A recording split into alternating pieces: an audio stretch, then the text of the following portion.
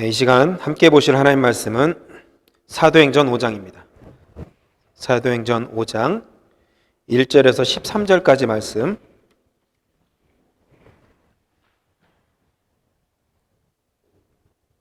1절부터 13절까지 말씀 같이 천천히 합독하시겠습니다. 1절부터 사도행전 5장 1절에서 13절까지 신약성경 193쪽에 있습니다. 1절부터 13절까지 읽겠습니다. 아나니아라 하는 사람이 그의 아내 삽비라와 더불어 소유를 팔아 그 값에서 얼마를 감춤해 그 아내도 알더라. 얼마만 가져다가 사도들의 발 앞에 두니 베드로가 이르되 아나니아야 어찌하여 사탄이 내 마음에 가득하여 내가 성령을 속이고 땅값 얼마를 감추었느냐. 땅이 그대로 있을 때에는 내 땅이 아니며 판 후에도 내 마음대로 할 수 없더냐. 어찌하여 이 일을 내 마음에 두었느냐. 사람에게 거짓말한 것이 아니요 하나님께로다. 아나니아가 이 말을 듣고 엎드러져 혼이 떠나니 이 일을 듣는 사람이 다 크게 두려워하더라. 젊은 사람들이 일어나 시신을 싸서 메고 나가 장사하니라. 3시간쯤 지나 그의 아내가 그 일어난 일을 알지 못하고 돌아오니 베드로가 이르되 그 땅 판값이 이것뿐이냐 내게 말하라 하니 이르되 예 이것뿐이라 하더라. 베드로가 이르되 너희가 어찌 함께 꾀하여 주의 영을 시험하려 하느냐. 보라 내 남편을 장사하고 오는 사람들의 발이 문 앞에 이르렀으니 또 너를 메어 내 가리라 하니 곧 그가 베드로의 발 앞에 엎드러져 혼이 떠난지라. 젊은 사람들이 들어와 죽은 것을 보고 메어다가 그의 남편 곁에 장사하니 온 교회와 이 일을 듣는 사람들이 다 크게 두려워하니라. 사도들의 손을 통하여 민간의 표적과 기사가 많이 일어나매 믿는 사람이 다 마음을 같이하여 솔로몬 행각에 모이고 그 나머지는 감히 그들과 상종하는 사람이 없으나 백성이 칭송하더라. 아멘. 잠시 말씀을 위해서 기도하겠습니다. 하나님 감사합니다. 이 시간에 특별히 주의 영을 부어주시고 우리 마음 가운데 들을 수 있는 영적 귀를 주님 열어주셔서 우리가 하나님 말씀을 듣는 그 순간순간마다 우리의 그 말씀이 내 마음판에 새겨지고 열매 맺는 귀한 시간 되시도록 주님이 함께하여 주시옵소서. 우리 마음을 지키시고 우리 생각을 지켜주시고 이 시간 우리 예배를 통해서 하나님 말씀을 통해서 하나님께서 하시고자 하는 말씀을 우리 가운데 말 들려 주시옵소서. 주님께서 우리와 함께 하심을 믿사오며 거룩하신 예수님의 이름으로 기도합나이다. 아멘. 옆에서 하는 같이 한번 인사해 볼까요? 한 주 동안 잘 지내셨습니까? 잘 지내셨죠? 우리 요즘엔 너무 이제 모이지도 못하고 잘 몇 명 모여라 매일매일 이렇게 달라지는 것 같아요. 그래서 교회가 더 모이기를 마지막 때는 더 힘쓰라고 했는데 오히려 힘쓰지 못하는 것들 보면서 좀 안타까움이 있습니다. 그래도 우리가 지금 좀 조심하면서 다음 이런 것들이 좀 해결될 때 열심히 사랑하고 모이고 기도하고 또 전도도 할 수 있는 시간이 되었으면 좋겠습니다. 오늘 사도행전 5장 특별히 1절부터 13절까지 말씀을 통해서 계속 우리 주님이 세우신 교회에 대해서 말씀을 나누는데요. 오늘은 특별히 제목이 주님이 세우신 교회의 거룩함입니다. 거룩함. 여러분 교회는 어떤 론으로 통하는 데가 아닙니다. 방법론이 중요한 것이 아니라는 것입니다. 교회에서 가장 중요한 것은 본질입니다. 성경적인 원리죠. 예수님이 원하시는 것이 무엇인가 그것을 실현하는 것이 바로 교회인 것입니다. 바로 그 교회가 사도행전 교회였습니다. 우리가 교회, 그래서 본받을 교회는 바로 사도행전 교회죠. 여러분 예전에 한국의 가장 유명한 교회 중에 한 교회 온누리교회라고 아마 들어보신 적 있으실 거예요. 온누리교회 고하용조 목사님께서 안식년 때 이제 하나님께서 이런 음성을 들려주셨어요. 성령으로 목회하라. 그는 목사님 좀 주저했습니다. 왜냐하면 성령 사역하는 분들 가만 보니까 리스크가 좀 있는 거예요. 좀 부정적인 것들도 좀 있잖아요. 그래서 이런 것들을 보면서 하나님께서 분명히 말씀을 주셨는데 성령 사역은 너무 부담돼서 말씀 사역과 제자 훈련으로만 하려고 목사님은 그래도 좀 안전하게 해보려고 이렇게 했습니다. 그런데도 하나님께서 계속 하영주 목사님을 성령 사역으로 몰고 가셨어요. 계속 목사님 책에 나오는 내용인데요. 그리고 성령 사역을 이제 순종하는 마음으로 선포했습니다. 우리 교회는 성령 사역하는 교회입니다. 이렇게 선포했어요. 그래서 막 집회를 하면서 막 뜨겁게 기도하는 교회로 바뀌었는데, 그때부터 놀라운 교회가 다시 한 번 더 부흥을 경험했다고 목사님 그 책에서 이렇게 기록하고 계십니다. 교회를 성령이 이끄시니까 성령께서 주도하는 교회가 되었다는 것이죠. 사람들도 늘어날 뿐만 아니라 기적들도 일어나고, 그래서 목사님께서 말씀과 기도에 더 집중할 수 있었다, 그런 얘기를 하셨습니다. 여러분, 성령의 불이 붙으려면 교회에도 여러분 땔감이 필요합니다. 불이 붙으려면 아무리 큰 불도 땔감이 없으면 어떻게 해요? 금방 꺼지잖아요. 그것처럼 성령의 불도 점점 더 확산되고 퍼지려면 기도라는 땔감이 있어야 됩니다. 기도라는 땔감. 우리 교회도 여러분 이제 매주 수요일마다 많이 모이지 못하지만 어떻게 보면 미약하지만 기도의 불을 계속 붙이고 있습니다. 또 각자 자리에서 여러분 하나님께서 여러분의 감동을 주셔서 기도하면서 지낼 거라 생각합니다. 그래서 어느 순간 이 불이 계속 더 확장되고 확장됐을 때 하나님의 때에 하나님의 성령의 불이 우리 가운데 타오르게 될 줄 믿습니다. 여러분, 기도하게 되면 우선 무슨 일이 일어날까요? 기도하면 무슨 일이 일어납니까? 먼저는 우리 내면에 어떤 것들이 보이기 시작합니다. 나의 부족함도 보이기 시작하고 나의 잘못한 것들도 알게 되고, 특별히 하나님 앞에서 내가 정말 얼마나 죄인인가를 깨닫게 되는 것입니다. 하나님이 정말 기뻐하시지 않는 것들을, 했던 것들을 알게 되는 것이죠. 요즘 많은 교회들이 자기 내면의 문제를 적당히 숨긴 채 사역에만 열심히 하는 교회들이 참 많이 있어요. 그리고 자신은 헌신했다고 이렇게 어떻게 보면 생각을 하는데, 정말 중요한 것은 여러분, 교회는 변화인 것입니다. 변화. 종교적인 열심이 있는 모임이 교회가 아니라 예수를 만남으로 말미암아 변화된 공동체가 교회라는 것입니다. 그래서 진정한 변화는 주님과의 만남, 깊이 있는 기도를 통해서만 가능합니다. 그 기도도 어떤 것을 요청하는 기도가 아니라 내 내면을, 내 중심을 정말 하나님 앞에 내어드리면서 진실한 마음으로 기도할 때 우리 안에 영적인 변화, 마음의 변화가 생기게 된다는 것입니다. 여러분, 전도할 때나 아니면 봉사할 때, 구제할 때, 사역에 신이 날 때는 잘 안 보여요. 오히려 자신을 영웅처럼, 때로는 순교자처럼 생각하는 사람들도 많아요. 열심히 헌신하니까, 막 봉사하고 막 선교 나가니까. 그래서 많은 교회가 외적으로는 성장한 다음에 꼭 문제가 발생을 합니다. 가장 큰 이유는 신자들이 자기 내면을 먼저 살피지 않고 사역에만 열심히 했기 때문에 그래요. 그래서 여러분, 사역을 열심히 하는 것이 중요한 것이 아니라 내가 먼저 변화되는 것이 중요합니다. 사역을 열심히 하고 선교도 열심히 했어요. 그런데 정작 내가 변화되지 않았다. 그게 가장 슬픈 일이죠. 오늘 우리가 읽은 사도행전 5장에 보면은 예루살렘 교회가 폭발적으로 부흥을 했습니다. 폭발적으로 진짜. 하루에 수천 명이 주님께 돌아갔죠. 기적이 매일 일어나고 구제를 하고 복음도 열심히 전했어요. 사역이 아주 왕성하게 일어났다는 거예요. 교회에 막 신자들도 계속 늘어나고, 그러면서 은혜 받은 사람들 중에 자신의 재산을 다 팔아서 사도들의 발 앞에 이렇게 내어놓는 사람들이 생기기 시작했습니다. 그 대표적인 인물이 오늘 읽지는 않았지만 4장의 끝부분에 나옵니다. 그 이름까지 나옵니다. 그 인물이 누구냐면 바나바입니다. 바나바. 36절인데요. 나중에 한번 읽어보세요. 바나바가 자신의 재산을 다 팔아서 드렸어요. 좋은 일에 써달라고, 하나님 영광을 위해 써달라고. 이런 것들 보면서 옆에 지켜보던 사람이 있었어요. 아나니아와 삽비라 부부였습니다. 자신들도 저 바나바처럼 인정을 받고 싶었어요. 그런데 인정을 받고 싶은데 재산을 다 드리려고 하니까 조금 이제 아까운 거예요. 그래서 성령을 속이고, 성경에 보니까 재산의 일부를 드렸으면서도 이거 전부를 드린 겁니다, 이렇게 속였어요, 사도들한테. 그래서 그 부부가 한날 한시에, 다른 시간에 한시나지만 죽었다는 내용이 오늘 성경이 기록하고 있어요. 왜 사도행전에 이런 이상한 이야기가 기록되어 있을까요?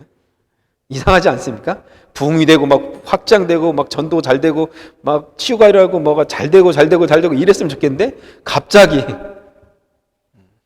잘 나가다가 갑자기 누가 부부가 죽어버린 거예요, 하루에.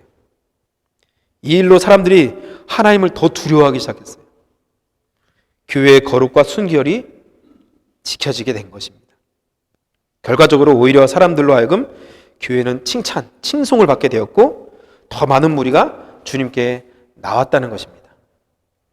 저는 여러분, 이것이 하나님께서 우리에게 보여주신 교회의 정말 중요한 본질에 대해서 우리에게 말씀하고 있다고 믿습니다. 그것은 바로 주님이 세우신 교회는, 그 본질은 바로 거룩함이라는 것입니다. 거룩함. 교회가 세상과 다른 것이 뭡니까? 세상도 여러분 복지단체도 좋은 일 많이 합니다. 그렇죠?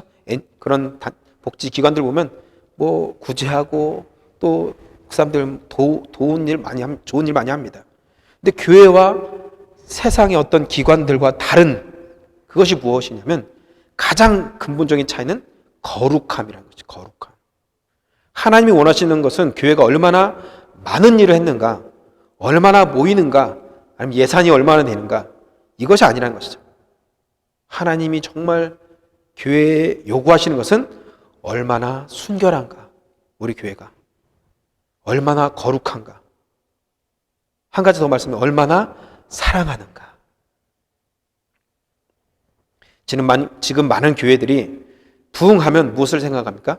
많은 사람들은 더 많이 모이고 막 예산이 막 늘어나고 건물을 막 짓고 몇 년 안에 건물 져서 막 이런 것들 얘기합니다. 사역이 확장되고 많은 직분자들이 세워지고. 여러분, 그러나 하나님의 관점은 전혀 다릅니다. 하나님은 얼마나 거룩한가, 저와 여러분이 얼마나 거룩한 공동체인가.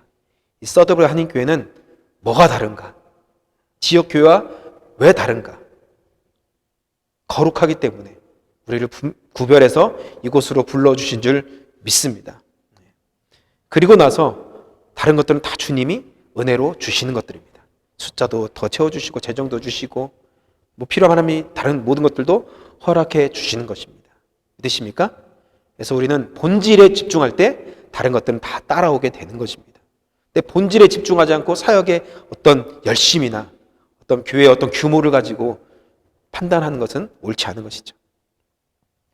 북한의 성도가 여러분 한국의 교회들보다 훨씬 인구는 적습니다. 그렇죠? 한국의 성도는 뭐 수십만이라고 하잖아요. 뭐 100만, 몇 천만, 몇 백만 그러잖아요. 북한의 성도 얼마나 될까요? 그러나 여러분, 북한의 성도들의 믿음과 헌신이 한국의 어떤 교회들보다 작다고 할 수 있을까요? 가정에서 평생을 성경도 없이 쪽복음 적혀있는 그 종이 쪼가리를 가지고 그걸 외워가면서 믿음을 지키는 사람들, 찬송도 우리처럼 이렇게 찬송가가 넘치지 않아요. 다 외웁니다. 그냥 외워서 불러요. 가족 단위의 그 작은 교회들 숨어서 소리가 새어나갈까봐 이불을 덮어쓰고 문을 다 걸어 잠그고 조용조용 찬송하는 그 공동체가 바로 북한에 있는 성도들입니다. 그들이 무슨 사역을 할 수 있겠습니까? 나가서 구제를 할 수 있겠습니까? 소리를 내면서 선교를 할 수 있겠습니까? 교회를 지을 수 있겠습니까? 그러나 그들의 신앙은 거룩하고 순결합니다. 담대합니다. 죽음 앞에서도 그 믿음을 포기하지 않습니다. 북한의 성도들의 믿음과 거룩함과 순결함, 그 순종에 대해서 볼 수 있는 실화가 있습니다. 영상을 통해서도 이렇게 많이 소개되었는데요. 북한 선교를 열심히 하시는 이삭 목사님이 계세요. 이삭이라는 목사님이 계십니다. 오픈도어라는 선교회에서 이제 정말 힘든 지역에 가서 성경을 나눠주는 어떤 그런 사역들을 하는 선교단체가 오픈도어인데요. 1955년도에 급한 전화를 받았어요. 선교사님이. 탈북을 하려는 분들이 있다는 거예요. 그래서 몇 분의 어르신들이 와서 이제 만났습니다. 총 한 50명이 된다고 해요. 50명 정도. 여러 가족이 이제 있는 거죠. 이들은 잡히면 수용소로 간다는 정보를 듣고 이제 급하게 탈북하려고 하는데 선교사님께 이제 도움을 요청하는 거예요. 그래서 이 선교사님이 물어봤습니다. 그 어르신에게 물어봤어요. 왜 나오려고 하십니까? 이렇게 물어봤습니다. 그랬더니 70세 정도 되시는 이제 할아버지가 이렇게 말했습니다. 찬송 한번 마음껏 부르려고. 그 말을 듣자마자 이삭 목사님은 예, 제가 도와드리겠습니다. 이렇게 말씀을 했습니다. 근데 할아버지가 잠깐만 이렇게 하시는 거예요. 내가 잠시 하나님께 직접 가서 한 번만 물어보고 와도 되겠냐고. 한 번. 기도하는 건 막을 수 없잖아요. 기도하지 말라고 할 수 없으니까. 예, 예, 하고 오세요. 그러세요. 그때 이제 이 할아버지가 기도하시는 거예요. 하나님, 미국에서 이제 오신 목사님인데 이 목사를 이 목사님을 따라갈까요? 이렇게 물어봤어요. 하나님이 이렇게 말씀하신 거예요. 내가 능력이 없어서 너희를 북한 땅에 남겨준 줄 아느냐. 그러니까 할아버지가 이제 좀 당황한 거죠. 너무 좀 화도 나고. 그래서 그럼 우리가 매 맞는 것도 하나님 뜻인가요? 이렇게 물어봤어요. 할아버지가. 그러니까 전혀 다른 답을 하나 하세요. 물론이지. 하나님 그렇게 말씀하시는 거예요. 그럼 굶는 것도 하나님 뜻인가요? 물론이지. 그럼 우리가 잡혀서 수용소를 끌려간다고 해서 내가 이러는 건데 지금 그것도 하나님의 뜻인가요? 하나님께서 다 혼내시면서 몰라서 묻냐 이렇게 말씀을 하시는 거예요.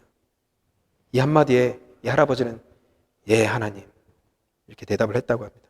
그리고 그 말씀하고 이제 따라가지 않기로 하고 작별 인사를 하려고 하는데 이제 안으려고 이제 이상 목사님 안으려고 하는데 이제 북한 성도들 안는 거 되게 어색하잖아요. 그렇죠? 우리 한국 사람들도 좀 안는 게 어색한데 그래서 이 이상 목사님이 무릎을 꿇고 이제 인사하려고 하는데 할아버지가 신발이 이제 구멍이 나 있는 그 신발이 보이는 거예요. 그래서 이상 목사님 막 이제 울면서 기도를 해드렸어요. 근데 자기 머리 위로 할아버지도 눈물을 뚝뚝 흘리시면서 이제 그렇게 인사를 했습니다. 그래서 일어나서 이제 할아버지 안녕히 가세요 이렇게 인사했습니다. 그랬더니 무슨 인사가 그래? 그럼 뭐라고 인사할까요? 천국에서 만나자라고 그래야지. 그래서 할아버지 우리 천국에서 다시 만납시다 이렇게 인사라고 헤어졌습니다. 헤어지는데 할아버지가 걸어가시면서 말씀을 암송하시는 거예요. 누가 우리를 그리스도의 사랑에서 끊으리요. 로마서 8장 말씀 아닙니까? 아까 우리 사랑에 대한 그런 찬양 많이 고백했는데 그러고 나서 이제 몇 년 후에 이상 목사님께서 그 지역을 다시 이제 방문했을 때 어떤 분을 통해서 그분들의 소식을 들었습니다. 소식을 들었는데 6명은 젊은 청년들은 수용소로 끌려가지 않으려고 그 자리에서 매맞아서 죽었고 나머지 모든 사람들은 수용소로 다 끌려가서 다 죽었다는 거예요.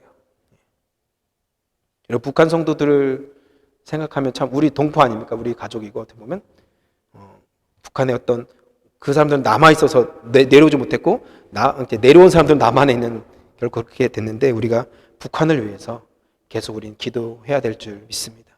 북한의 성도들 지금도 숨어서 믿음을 지키면서 생명 걸고 정말 주님의 음성을 따라서 살아가고 있는 그 성도들을 주님께서 보호하시고 지켜달라고 우리는 계속 기도해야 될 책임이 있습니다. 특별히 북한뿐만 아니라 전 세계 열방 가운데 흩어져서 정말로 핍박 가운데서 예수 그리스도를 믿기 때문에 집안에서 그냥 또 여러 장소에서 죽임을 당하는 크리스찬들이 많이 있습니다. 우리 그들을 위해서도 계속 기도해야 될 줄 믿습니다. 여러분 그래서 우리 교회는 어떤 양으로 승부하는 것이 아니라 여러분은 질적으로 거룩해야 될 줄 믿습니다. 많은 교회에 대한 여러분 잘못된 이해가 있는데요. 교회는 교파로나 건물로 제도로 이해하려는 사람들이 있습니다. 그러나 여러분 그렇지 않습니다. 교회는 그리스도의 몸으로 이해해야 됩니다. 그리스도의 몸. 우리가 주일날 이 건물 안으로 들어오지만 우리는 그리스도의 몸 안으로 들어오는 것입니다. 생명 안으로 그리스도의 생명 안으로 들어오는 것입니다. 주님의 몸이 되려면 여러분 그래서 거룩해야 됩니다. 순결해야 됩니다. 그리스도의 피로 씻음을 받아야 됩니다. 그래서 우리가 찬양하고 기도하고 말씀을 들으면서 우리는 우리의 마음과 우리 영혼을 깨끗하게 주님 앞에 드릴 때 주님께서 우리 예배를 기쁘게 받으실 줄 믿습니다. 에베소서에 보면은 주제가 여러분 교회로입니다. 교회란 무엇인가? 에베소서를 읽으실 때는 그것을 염두에 두고 읽으셔야 돼요. 그냥 무조건 은혜 받는 것도 물론 좋지만 그래도 에베소서에서 얘기하고 싶은 것이 무엇인가를 생각하고 읽을 때는 또 다르겠죠. 그래서 에베소서는 교회에 대해서 얘기하고 있는 것입니다. 에베소 1장에 보시면 하나님은 하늘의 신령한 복을 우리에게 주시길 원하십니다. 저와 여러분에게 하늘의 신령한 복을 주길 원하세요. 그렇기 때문에 거룩하고 흠이 없고 티 없는 백성으로 우리를 만들어 가신다는 것입니다. 에베소 1장 2절이 그런데요. 창세전에 그리스도 안에서 우리를 택하사 우리로 사랑 안에서 그 앞에 거룩하고 흠이 없게 하시려고 그 기쁘신 뜻대로 우리를 예정하사 예수 그리스도로 말미암아 자기의 아들들이 되게 하셨다고 하십니다. 하나님이 여러분 교회를 우리를 한 사람 한 사람 부르신 목적이 뭐라고 합니까? 하늘의 신령한 복을 주시려고 우리를 거룩하고 흠이 없게 구별하셨다는 것입니다. 거룩하게 하셨다는 거예요. 그래서 우리 교회를 위해서 기도할 때 특별히 우리 교회가 거룩하고 순결하게 될 수 있도록 기도하시길 바랍니다. 본문으로 돌아가서는 오늘 말씀에 조금 이해 안 되는 부분이 있습니다. 조금은 충격적이기도 합니다. 오늘 본문이. 오늘 본문에 보면은 아나니아와 삽비라가 자기 땅을 팔아 교회에 헌금을 했습니다. 그런데 여러분 그들은 얼마를 감추고 거짓말을 했고 그 부분은 한날에 하나님의 징계로 그날 죽었습니다. 여러분 무엇이 충격적입니까? 아나니아와 삽비라가 부부가 거짓말한 것이 충격적입니까? 하나님이 바로 그날 죽인 것이 충격적입니까? 어떤 거예요? 후자가 좀 더 충격적이지 않습니까? 하나님 꼭 이래야만 했습니까? 오늘 영화에서 김래원인가요? 꼭 이래야만 했냐? 뭐 그러면서 그런 얘기 하는데 아마 이런 얘기 나올 수도 있을 것 같아요. 하나님 꼭 이래야만 했습니까? 다 가져가셔야만 했습니까? 그들이 거짓말한 것은 사실이지만 이것이 정말 죽을 만큼 큰 죄인가요? 죽을 만큼. 남의 돈을 훔쳐서 바친 것도 아니고, 그렇죠? 사기친 것도 아니고, 교회 돈을 횡령한 것도 아니에요. 그냥 헌금한 거잖아요. 자기 거 팔아서. 여러분 성경에 보면 이 부부가 하나님과 성령을 속였다고 말씀하고 있어요. 하나님과 성령을 속였다고. 성령을 속였다고 죽는다면 여러분, 저와 여러분 지금 살아있을 수 있을지 모르겠어요. 우리 얼마나 성령 음성을 거스르고 삽니까? 너 뭐 해야 되는데 에이 안 해. 너 이거 해야 되는데 에이 안 해. 이럴 때 많잖아요. 그렇죠? 우리 마음에 막 푸시를 하는데도 끝까지 고집 부리고 안 하다가 그럴 때 많잖아요. 그래도 아직까지 살아있는 것이 오직 주님의 오직 주의 은혜라 그 찬양처럼. 예배 드리면서 그러면 죽어나갈 사람들이 수두룩합니다. 이런 죄 때문에 죽어야 한다면 무서워서 예수 믿겠습니까? 와서 다 죽어나가는데 교회 오겠나요? 장례식이 계속 될 텐데. 그렇다면 여러분 이 본문을 통해서 그 당시에 교회에 주시는 주님의 메시지, 음성은 무엇일까요? 또 지금 우리에게 들려주시는 주님의 뜻은 무엇일까요? 주님의 음성, 메시지. 그게 중요하잖아요.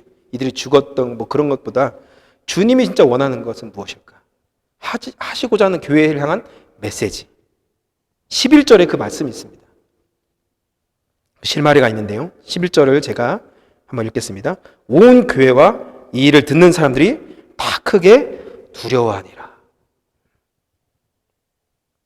하나님은 여기 교회가 두려워할 것을 두려워하게 하신 것입니다. 바로 그것은 그 겉으로 전혀 보이지 않는 우리의 마음에 대한 것입니다. 숨겨진 죄에 대한 부분입니다. 이 사건을 계기로 초대교회는 시험에 든 것이 아니라 잘 들어보세요. 더 하나님을 두려워했고 더 부흥이 일어났습니다. 여러분 이 교회를 보면은 참 시험 드는 사람들이 참 많아요. 왜 시험 드는지 아세요? 왜 시험 듭니까? 여러분 시험 들어보신 분 왜 시험에 들어요? 한인사회에서 왜 시험에 들어요? 왜 상처받아요? 사람을 보니까 그래요. 저도 사람 봤으면 목회 진작에 그만뒀습니다. 실망할 게 너무 많거든요. 사람 봤으면 벌써 여기 안 있을 수도 있어요. 그래도 하나님을 보고 있으니까 지금까지 하나님의 은혜로 저도 이렇게 믿음을 지켰던 것 같습니다. 그런데 누가 저렇고 누가 이렇고 누가 막 그거 신경 쓰면 우리의 믿음은 온데간도 없어지는 거예요. 우리는 그것을 믿는 것이 아니라 그분을 보고 따라갈 것이 아니라 우리는 오직 하나님 한 분만 따라가는 것입니다. 그렇기 때문에 한번 결단해보세요. 이제는 절대 시험에 들지 않으리라. 옆에 사람과 앉아 인사해볼까요? 시험에 들지 맙시다. 시험에 딱 들었을 때, 아, 내가 사람을 봤구나. 내가 하나님 보지 않고 또 사람을 봤구나. 사람을 보면 여러분 실망합니다. 당연한 거죠. 완벽하지 않은데. 자신 한번 보세요. 얼마나 실망이 됩니까? 다른 사람도 마찬가지예요. 똑같습니다. 완벽하지 않아요. 사람은 의지할 사람이 아니라 사랑하고 섬길 대상이에요. 믿으십니까? 그 사람 우리가 의지하고 그 사람을 따라갈 존재가 아니라는 거예요. 우리는 예수님만 따라가는 존재입니다. 그럼 제자들이 시험 들었다는 얘기 들었습니까? 오히려 기뻐했죠. 고난을 통해서. 아무튼 여러분, 이런 아나니아 삽비라 어떤 사건을 통해서 교회는 진짜 더 부흥이 되었고 성도들은 하나님을 더 두려워했습니다. 5장 3절에 보니까 아나니아야 어찌하여 사탄이 내 마음에 가득하여 내가 성령을 속이고 땅값 얼마를 감추었느냐. 아나니아 삽비라가 지은 죄는 성령을 속인 죄. 더 구체적으로 보면은 이들 부부의 죄는 시기심과 탐심과 거짓이었습니다. 들여다보면 아나니아 삽비라가 땅을 팔아 헌금을 했지만 동기는 진정으로 가난한 사람을 돕고자 하는 그런 선한 동기가 아니었어요. 바나바처럼 칭찬받고 싶었어요. 야, 저 지사님 대단하시네. 야, 헌금을 다 내셨대. 야, 뭘 하셨대. 선교비를 얼마 내셨대. 교회를 건축하는데 얼마를 했대. 인정해서 교회에 막 헌금 액수 막 안 들어가면 또 시험 들잖아요. 어떤 분들은 내 이름 안 들어갔다고 액수까지 들어가야 돼요. 누구를 위한 헌금인지 모르겠지만 하나님이 이미 다 아시잖아요. 드리기 전부터 저와 여러분의 마음을 다 아십니다. 아까워하는지 정말 하나님 앞에 드리는지 이미 다 아십니다. 속일 게 없어요. 사람은 속지만 하나님은 속지 않으십니다. 여러분, 이 부부를 보면 첫 번째 시기심인데요. 모든 성도들로부터 바나바처럼 칭찬을 듣고 싶었던 이 시기심, 질투하는 마음. 나도 저렇게 칭찬받고 싶어. 나에게도 땅이 있는데 이것을 다 팔아서 하나님 교회에 바치면 사람들이 날 칭찬하겠지 또. 바나바처럼 나를 우러러보겠지. 처음에 시작이 이 질투, 시기심이었어요. 그런데 그 두 번째 단계가 있습니다. 탐심. 그런데 막상 딱 팔고 돈이 딱 들어오니까 좀 아까운 거예요. 돈으로 들어오니까. 다 바치면 우리 어떻게 살지? 내 노후는 어떻게 하지? 물론 제가 지어서 말하는 겁니다.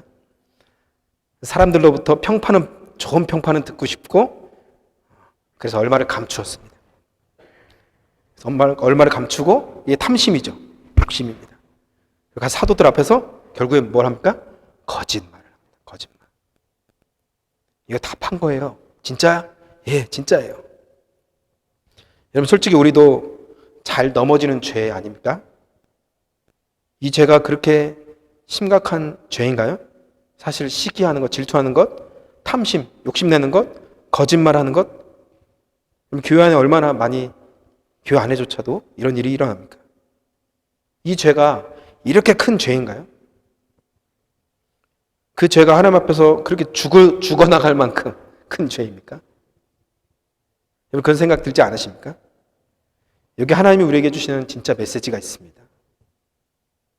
5장 4절에 보시면 사람에게 거짓말한 것이 아니요 하나님께로다. 그렇습니다, 여러분. 아나니아와 삽비라는 큰 헌금을 하였지만 동시에 하나님을 전혀 인식하지 않고 하나님을 생각하지 않았어요. 사람만을 속이려고 했어요. 사람만을 봤어요. 사람에게만 칭찬받으려고 했어요. 사람만 속이면, 사도만 속이면 아무도 모를 거라 생각했어요. 베드로만 속아 넘어가면 끝난다고 생각했죠. 어찌 보면 하나님이 없는 것처럼, 성령님이 안에 계시지 않은 것처럼 행동한 것입니다. 이것이 바로 사도들을 속인 것이 아니라 하나님과 성령을 속였다고 성경은 기록하고 있습니다. 그럼 우리 어떻습니까? 성령님이 우리 안에 계십니까? 계십니까? 여러분, 주님과 동행하고 계십니까? 어떤 사람은 신앙생활과 나의 생활과 전혀 분리된 사람들이 있어요. 그런데 여러분, 교회 안에 계신 성령님은 우리의 삶 가운데도, 우리 가정 가운데도 늘 함께 하신다는 것을 기억하셔야 됩니다. 그래서 여러분, 저 여러분 안에 지금 성령님이 함께 하시다면 이 교회에서 나가도 성령님이 여러분과 늘 함께 하십니다. 하나님께서 이 부부의 영혼을 걷어가신 이유는 어떻게 보면 영적으로 보면 마귀의 역사였습니다. 3절에 보시면 아나니아 삽비라의 마음에 사단이 가득하여 성령을 속였다고 말씀하고 있어요. 사단이 마음에 가득했대요. 이 말은 여러분, 아나니아 삽비라가 가룟 유다와 같은 마음, 그런 영적인 상태, 비슷한 상태였다는 거예요. 그러니까 성령을 속이게 된 것이고 영적으로 보면 완전히 소경의 상태가 된 것입니다. 사단이 여러분 마음에 가득하다는 말은 가룟 유다가 예수님을 은 30의 8대 되어진 것과 비슷해요. 사단은 여러분 가룟 유다에게 처음에는 예수님을 팔 생각을 넣어줬다 이렇게 말하고 있는데요. 그때 가룟 유다가 그 생각이 얼마나 무서운 것인가를 스스로 분별하지 못했어요. 그냥 생각이라고 생각했죠. 생각인데 어때? 생각을 누가 알겠어? 그래서 생각을 그냥 품고 있었어요. 그러니까 마귀가 그 생각의 틈을 통해서 들어간 것입니다. 그리고 가룟 유다의 의지를 사용한 것이죠. 의지를 잃어버린 것입니다. 마귀의 종노릇 하게 된 것입니다. 결국 가룟 유다는 행동으로 예수님을 팔았습니다. 나중에 사단이 떠난 후에 깨닫고서는 자기가 무슨 짓을 저질렀는지 그때 알았어요. 감당하지 못하니까 스스로 목매어 자살했다고 성경은 기록하고 있습니다. 너무 비참한 이야기죠. 그런데 아나니아 삽비라의 마음도 유다와 비슷했어요. 아나니아 삽비라 마음에 사단이 시기심과 탐심과 거짓이라는 씨를 심어 놓아. 그런데 아나니아가 그것을 깨닫지 못했죠. 그 생각의 뿌리가 영적으로 분별하지 못했어요. 그래서 결국 넘어지게 된 것입니다. 5장 4절 보시면 어찌하여 이 일을 내 마음에 두었느냐. 그 마음에 두었다는 것이죠. 사람에게 거짓말한 것이 아니요 하나님께 한 것이라는 것이죠. 여러분, 이 부부는 그 생각을 쉽게 생각했고 그 생각과 마음 때문에 사단이 들어올 문을 열어준 것입니다. 결국 사단이 들어와서 그 마음에 시기, 질투, 탐심, 거짓, 속이려는 그 마음들을 가득 넣어준 거예요. 그래서 자신이 지금 사람에게 거짓말을 하는지 하나님께 거짓말을 하는지 분별하지 못하고 결국 사단에게 사로잡혀서 멸망한 인생이 되었습니다. 그러므로 여러분, 우리는 항상 잠언 4장 23절 말씀처럼 생명의 근원인 뭐예요? 우리 마음을 지켜야 됩니다. 모든 지킬 만한 것 중에 더욱 내 마음을 지키라. 생명의 근원이 이에서 남이니라. 모든 지킬 만한 것 중에 더욱 내 마음을 지키라. 여러분, 돈은 잘 지키시죠? 은행에 잘 맡겨서. 그렇죠? 가족도 잘 지키시죠? 여러분의 건강도 아마 잘 지키실 것입니다. 그런데 그 모든 것보다 더 중요한 것이 있는데 그게 뭐예요? 마음입니다. 마음을 잃어버리면 모든 것이 무너져요. 그게 바로 우울증이고 그렇잖아요. 우울증이 여러분 마음을 완전히 잃어버리는 거예요. 자식이 옆에서 울고 있어도 신경도 안 쓰는 거예요. 여러분, 마음을 지키는 것이 뭐예요? 가장 중요하다는 것이. 거기서 생명의 근원이라는 것이 그게. 그래서 교회가 정말 두려워해야 될 죄가 무엇이냐면 보이는 죄가 아니라 보이지 않는 죄. 탐심, 시기, 미움, 질투, 거짓 이런 모든 것들이 우리 안에서 나오는 것이고 보이지 않아요. 우리는 웃고 있지만 우리 속으로 미워할 수도 있다는 거예요. 주님과 나만 알고 있는 그 죄. 그 죄를 여러분 해결하시기를 바랍니다. 산상수훈에서 예수님은 죄에 대해서 이렇게 다르게 정의를 하셨어요. 살인을 형제를 미워하면 이미 살인한 것이다 이렇게 예수님이 전혀 다르게 해석하세요. 간음에 대해서도 예를 들면서 마음에 음란한 마음을 품으면 이미 간음한 것이다. 다시 말해서 성령님이 우리 안에 계시기 때문에 이제는 우리가 마음으로 짓는 죄들, 생각과 우리 마음으로 미워하거나 시기하거나 질투, 정죄하는 모든 것들은 행동으로 짓는 것과 동일하게 보신다는 거예요. 우리 안에 성령이 계시니까. 여러분, 사람들은 살인자 강호순 아세요? 한국의 유명한 살인자인데 그 강호순의 얼굴을 보면서 깜짝 놀랐습니다. 너무 친절하고 너무 잘생겼거든요. 성실하고. 주변의 평판은 아주 친절하고 성실한 사람. 인물은 아주 매력적이고 준수한 인물. 근데 그 사람이 연쇄 살인범. 여러분, 겉과 속이 다른 것이죠. 겉으로는 완벽해 보이지만 마치 바리새인들처럼 겉으로는 완벽한 크리스찬들이지만 완벽한 종교인이지만 속에는 악한 것들인 거죠. 그래서 예수님께서 바리새인들에게 특별히 많이 회개를 촉구했고 질책하셨는데 심지어는 독사의 자식들아 이렇게 얘기하셨고 회칠한 무덤이다 말씀하셨어요. 회칠한 무덤이 무엇입니까? 무덤에 겉에 회를 칠하면 깨끗하죠. 페인트 칠하면. 근데 겉 안에는 뭐예요? 뭐가 있습니까? 송장, 죽어있는 시체 몸. 속은 완전히 썩어가고 냄새나는 시체. 겉은 페인트로 깨끗한 하얀색. 바리새인의 상태에 대해서 말씀하고 있는 거예요. 겉으로는 아주 그럴듯한데 속에서는 전혀 다른, 겉과 속이 다른 것이죠. 그것에 대해서 예수님은 많이 말씀하셨어요. 오히려 여러분, 겉으로는 간음했던 여인, 토색했던 삭개오를 보세요. 진짜 예수님 만나고 변화됐을 때 완전히 하나님 앞에 돌아온 것을 보게 됩니다. 여러분, 시기심을 한번 놓고 볼까요? 시기심이 그렇게 큰 죄라고 정말 생각하십니까? 어떠세요, 여러분? 여자분들이 좀 이런 것들이 많이 있다고들 많이 하잖아요. 질투하는 뭐 그런 것들. 시기심을 작게 여기면 안 됩니다, 여러분. 고린도 교인들이 육신에 속한 그리스도인, 곧 영적으로는 어린아이라고 이렇게 성경에 말하고 있는데요. 그래서 시기와 다툼이 많았다고 성경은 말씀하고 있습니다. 고린도전서 3장 3절에 보면은 너희는 아직도 육신에 속한 자로다. 그러면서 너희 가운데 시기와 분쟁이 있으니 어찌 육신에 속하여 사람을 따라 행함이 아니리요. 이렇게 말씀하고 있습니다. 육신에 속한 사람은 뭐예요? 아직도 시기가 있고 분쟁이 있어요. 다툼이 있어요. 영적인 어린아이 상태예요. 또한 탐심은 모든 죄의 뿌리라고 말합니다. 탐심은. 고린도서 3장에 보시면 탐심은 곧 우상숭배다 이런 말씀도 있어요. 디모데전서 6장 10절에 보시면 돈을 사랑함이 일만하게 뿌리가 된다 이런 말씀도 있는데요. 여러분, 돈이 악합니까? 선합니까? 한번 생각해 보세요. 돈이 악합니까? 선합니까? 성경은 돈이 악하다고 하잖아요. 무엇이 악하다고 말합니까?